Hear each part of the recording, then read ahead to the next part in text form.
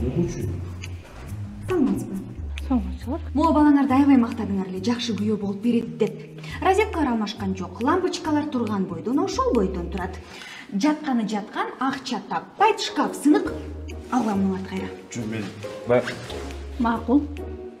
Алып калам.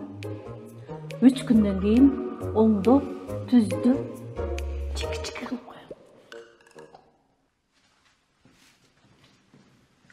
Балам, биз бул кызга калымына $15.000 бердик.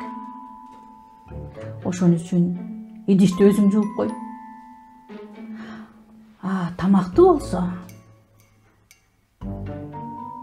атакең жасап кой. Бизге проблеманын кереги жок да, туурабы? туура.